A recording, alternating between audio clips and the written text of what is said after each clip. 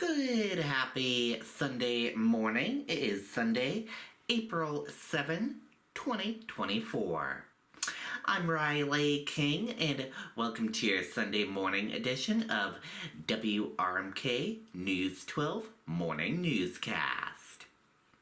We have a lot of news to get to this Sunday morning, so let's get started right now. First up, New Hampshire Little League hosts umpire training sessions for teens and adults.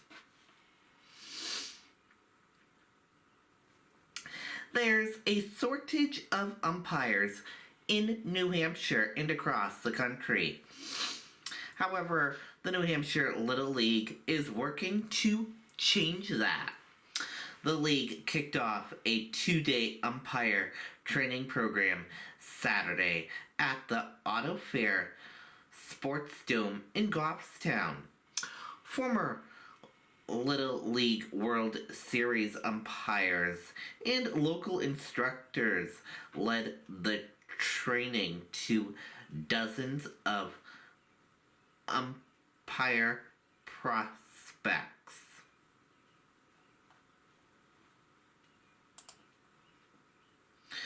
This is the program's second year hosting the event, which organizers said helps increase the number of umpires during the summer months.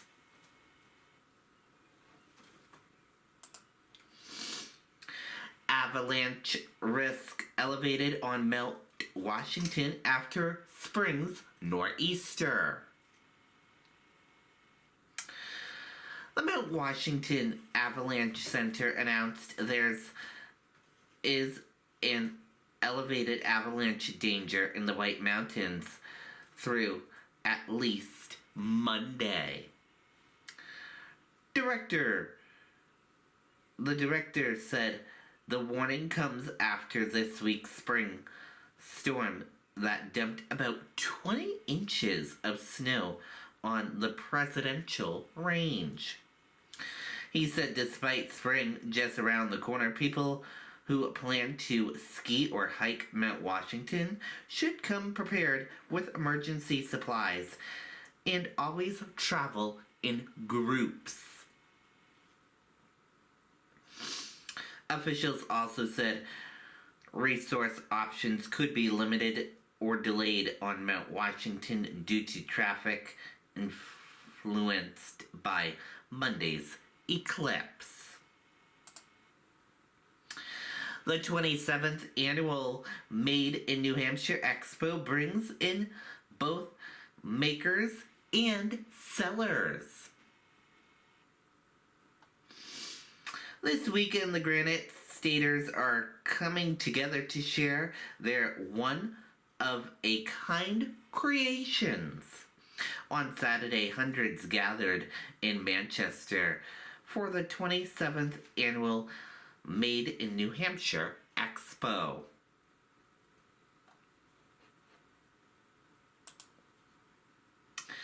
From woodworkers to chocolatiers, dozens of vendors put their creations on display for those to admire and buy. Organizers said the event featured something for everybody. The event runs until Sunday at 4 p.m. at the Hilton Doubletree in Manchester.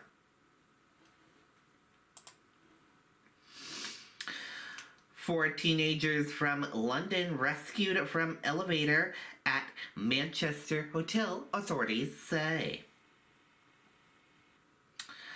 4 teenagers from the United Kingdom were rescued from an elevator at a New Hampshire hotel on Saturday morning, authorities said.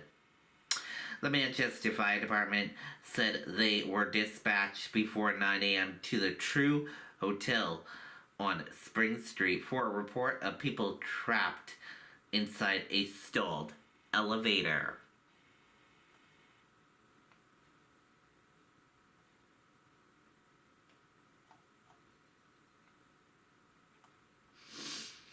When firefighters got there, there were 4 people trapped in an elevator between 2 floors. 1 and 2, authorities said. It was determined that the teenagers would have to be removed from the top hatch of the elevator, the fire department said. A ladder was lowered into the elevator, and a firefighter went into the elevator car to help the people put on a harness for removal and help them up the ladder while on a belay line, the fire department said. Firefighters helped the 4 teenagers from London out of the elevator and into the elevator lobby, the fire department said. They were removed more than 30 minutes after the fire department was dispatched, officials said. No one was injured.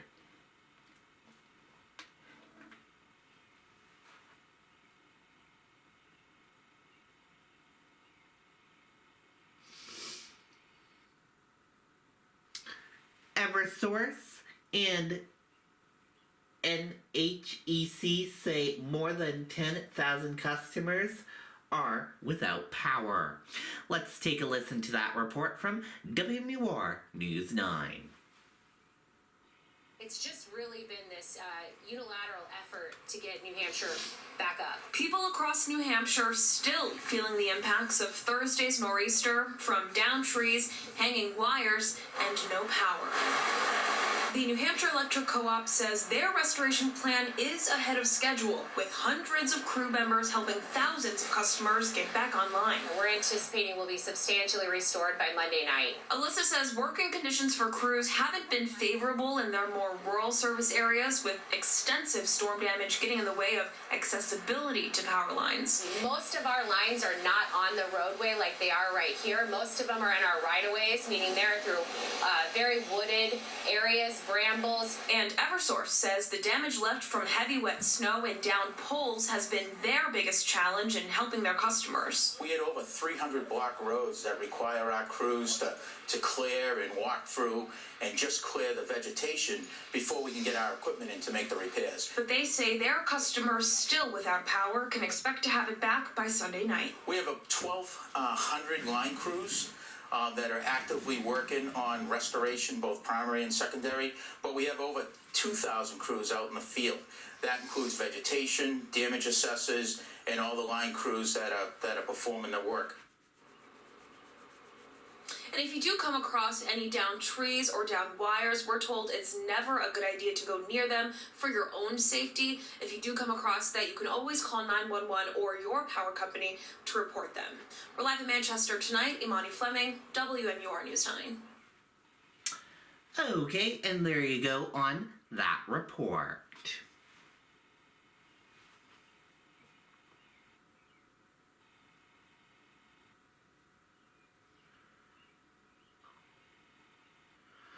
Solar eclipse glasses makers face surging demand ahead of Monday's solar eclipse. Let's take a listen to that report from CBS Evening News. On Monday, a rare solar eclipse will cross North America. Millions of us are expected to gaze in the sky and take it all in. Hundreds of cities and smaller towns in 15 states lie along what is called the path of totality. The event has also given, as you might imagine, an astronomical boost to many businesses, including a small Tennessee company visited by our Janet Shamlian. Inside this Memphis area plant, they're planning for outside. What's made here will be worn by tens of millions across the country as they gaze skyward Monday, eclipse glasses. Describe what the past few weeks have been like. It's been amazing. We are making so many eclipse glasses, and now we're just trying to get them out the door. John Jarrett runs American Paper Optics, the nation's largest producer of eclipse glasses. So to make a pair of paper glasses, 3D glasses, or eclipse glasses, it's a 5-step process. With as many as 15 states in the path of totality, workers here will crank out close to 75 million pair. For this company, they can't produce glasses fast enough. There are 300,000 right here on these pallets. They'll be out the door in 24 hours. Manufacturing is a combination of individual assembly and high-tech machines. Custom orders come from businesses, colleges, and hospitals like St. Jude's. The Ross Perot Museum ordered more than 1 million, but there are small batches too. This one we can do for a wedding. Okay, This is what a about small this order. one, though? Wait a second. That's hilarious. Wait, that's you. That's great. I didn't know those were up there. The silver-black polymer film of Eclipse glasses is 1,000 times stronger than even the darkest sunglasses. NASA says it's never safe to look directly into the sun, even when partly covered. That one's going to New Orleans, and this one's going to New Jersey. The race is on now to get the last orders out, ahead of a truly astronomical moment. This eclipse is going to be like 30 Super Bowls all wrapped in one. It's actually going to be the most bipartisan moment we're going to have in 2024. And I think the most important thing is to live in the moment. Put your phone down. And look up at a phenomenon for the ages. Jenna Shamley and CBS News, Bartlett, Tennessee. With our special glasses at the ready, we will have live special coverage of Monday's total eclipse beginning at 2 p.m. Eastern, 11 a.m. Pacific, right here on CBS and streaming on Paramount+. Okay, and there you go on that report. We're gonna switch gears now. Let's go into your weather.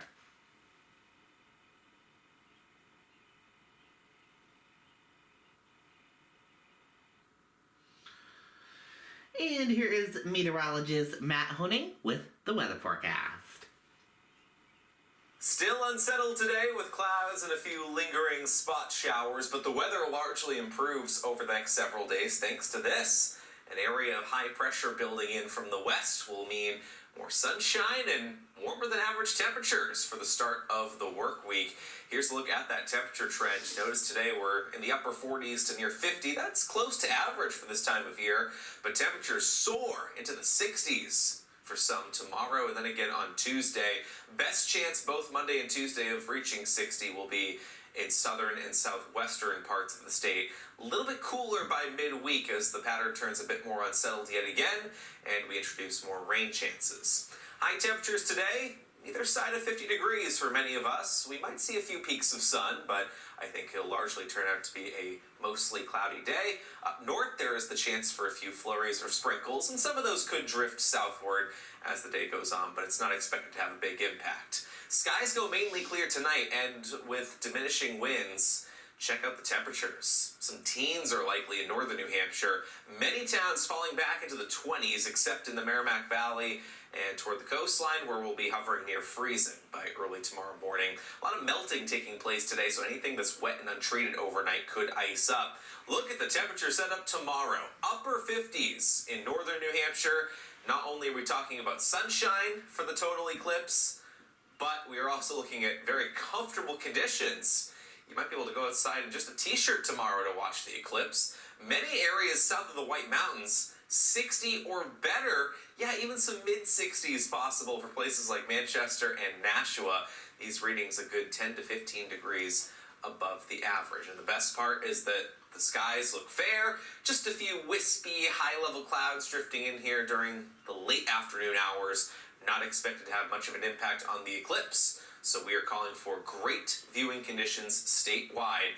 Here's a timeline of how things will go down in northern New Hampshire tomorrow. The partial eclipse begins shortly after 2:15 in the afternoon, and you will, through your eclipse glasses, see the sun slowly start to become less visible because of the moon's shadow. We'll reach maximum eclipse right around 3:30 in the afternoon. Most northern New Hampshire towns are in totality for about 1 to 3 minutes, centered around 3:30 in the afternoon.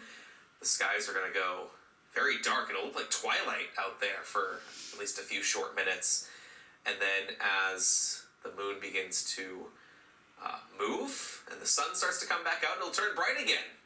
And we'll be back into partial eclipse mode all the way until 4:38 in the afternoon. Look at the forecast. I mean, you really just could not ask for better in early April. Lots of sun and temperatures reaching the upper 50s across the North Country. We'll do it again Tuesday, but this time the wind starts to kick up off of the ocean, and it will turn much cooler, especially near the coastline during Tuesday afternoon. Inland towns making a run at 60 yet again, but nearing 50 at the coastline with that sea breeze. Wednesday is cooler for all of us. We're hovering near 50, more clouds, and eventually some showers work in here during the afternoon. Looks unsettled through Thursday and into early Friday with more periods of wet weather.